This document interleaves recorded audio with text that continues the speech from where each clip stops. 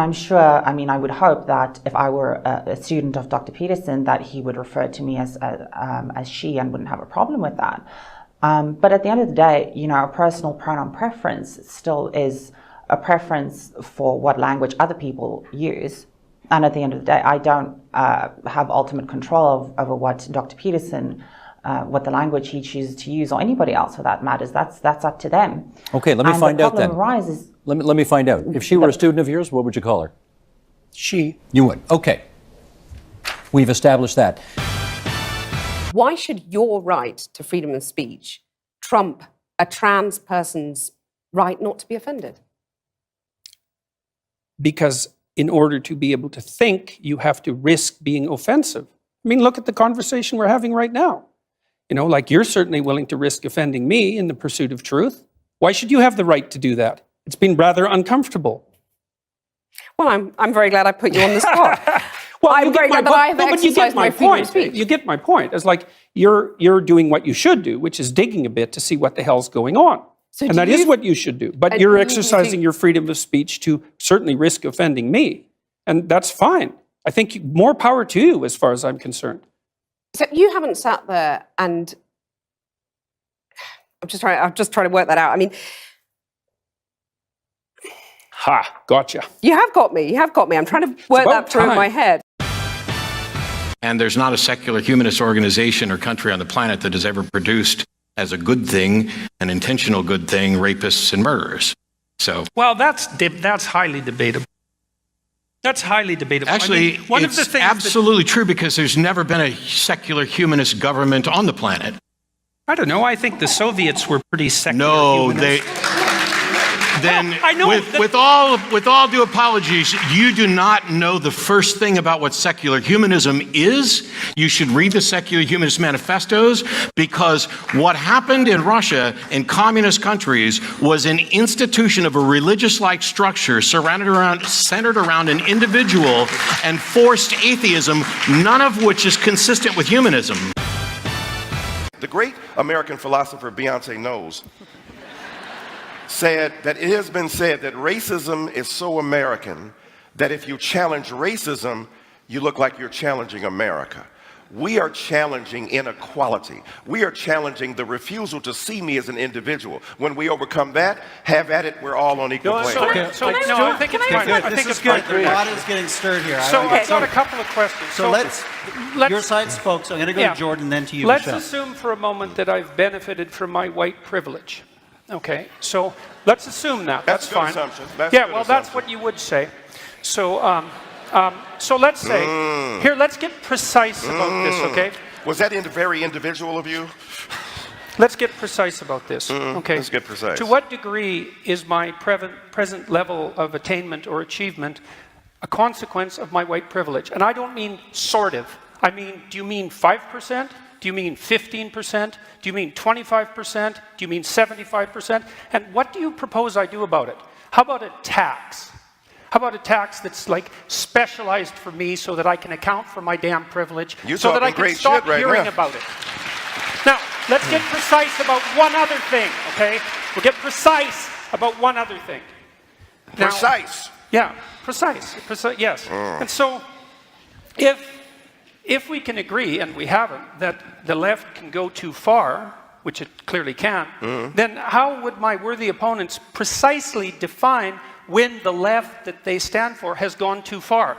You didn't like equity, equality of outcome. I think that's a great marker. But if you have a better suggestion and won't sidestep the question, so let's figure out how I can dispense with my white privilege, and so that you can tell me when the left has gone too far, since they clearly can. And that's what this debate is about political correctness. It's about the left going too far. And I think it's gone too far in many ways. And I'd like to figure out exactly how and when, so the reasonable left could make its ascendance again and we could quit all this nonsense. when you talk about, feminizing men, it almost sounds derogatory. It's almost as if you're saying that to be feminine or to express any sort of femininity is actually inferior to masculinity.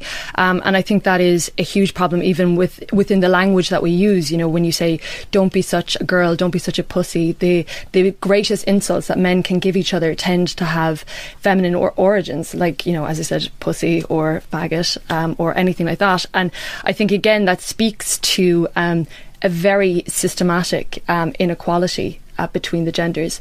And you attributed the rates of mental illness among men to their inability to express, say, sentimental emotions. And I don't think there's a shred of clinical evidence to support that stance. Sorry. No. Well, I don't think there's a shred of evidence to support that stance. The kind of violence, for example, that Lawrence is discussing is a consequence of competitive violence among young men as they move I think there towards. is some evidence that men find it difficult to talk about things, and that and they also ways find it in which hard you can to help reach young out. men to talk about things. And that's the evidence for the differential rates of mental health and suffering? I also don't think when you're talking about things being so innate, Judith Butler would have said that, gender is a construct, that gender is a performance. Well, Judith Butler doesn't know what she's talking about in the least, so I don't accept that. That's interesting, but she's no scientist, she doesn't know the psychological then if you look at someone like literature. Cordelia... And this is all under the influence, you say, of postmodernism and neo-Marxism. Yeah, but aren't those things two separate things? They're completely separate. And this is something I've been criticized for. Dr. Peterson doesn't understand the difference between neo-Marxism and postmodernism. It's like, I understand the difference perfectly well. It isn't me that's conflating them. It turns out that the people who push postmodern doctrines in the university almost always ally themselves with a Marxist viewpoint. And that is logically incoherent. But I would say the postmodernists really don't give a damn for logical coherence, because they regard that as part of the oppressive, patriarchal, Eurocentric view of the world. The idea that there's an objective reality and all of that, and that you can deal with it with logic. You accept this oppression narrative without question. 120 years ago... I don't accept anything without question. I'm just telling you a fact. That's not a fact. Yes, it is. No, it's not. Women were expected to stay home and take care of the kids and cook a meal. Women didn't have reliable birth control until 1960. Don't you think that played a role? Don't you think the fact that they didn't have reliable care for their Are you blaming women cycles, for not being allowed to lead countries, to lead nations? Because they didn't They were allowed to lead nations. There were queens in many countries. I think you have no idea how much this oppression narrative has saturated your thinking. Why do you think it is that so much of what you say is so very popular with the alt-right? It isn't. And you don't have any evidence for that at all. More than the evidence that alt-right people watch this show. Neo-Nite website, Saviour of Western Civilization. Oh, well, that was all taken apart today by a number of Jewish publications, by the way, showing that, first of all, that was all satirical commentary on the part of the alt-right, directed at taking me down, for example. And there was an alt-right article yesterday published saying that I was a Jewish stooge and shill. So this is absolute nonsense, and I don't appeal primarily to the alt-right. There's no evidence for that at all. It's the proclivity of... I never said primarily, Jordan. What I'm interested in is why you think that you get the reaction that you do from the alt-right. Looking at the Cathy Newman documentary, what reaction? Interview. There's 10 million people watched that and commented on it. I'm talking about what I saw, and I'm curious to know what your reaction was to the glee with which the alt-right seized upon that interview. I don't accept Should we deal with the death threats? I mean, she had, I think, a dozen I don't accept death the concept that it was the alt-right that was doing this. There were 10 million people who commented on that video, and about 95% of them commented negatively on Cathy Newman's behavior. You think there's 10 million alt-right trolls watching that? I see very little of the pursuit of justice characterizing the modern university. I see a tremendous amount of the pursuit of vengeance for things that don't even deserve to have vengeance extracted for them. So give me an example of what doesn't deserve vengeance.